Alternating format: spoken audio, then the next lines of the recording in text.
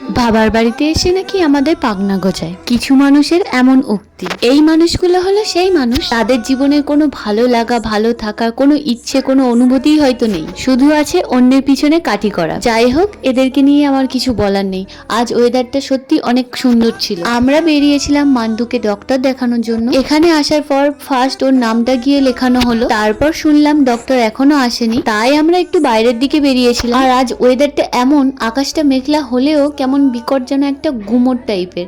তো প্রচন্ড আমাদের উৎকণ্ঠা হচ্ছিল, তাই ভাবলাম আমরা সবাই মিলে একটু আইসক্রিম খাই। এখানে দুটো নিয়েছিলাম, একটা দিভাইয়ের জন্য আর একটা আমার জন্য। মান্তুর যেহেতু শরীরটা খারাপ, তাই ও ঠান্ডা খাবে না, ও একটা কেক নিয়েছে। আমরা ভিতরে এসে বসে হাওয়ার তলায় একটু বসলাম, বসে বসে ঠান্ডা খাচ্ছিলাম, বেশ ভালোও লাগছিল। খেতে খেতে দেখলাম ডক্টরও চলে এসছে।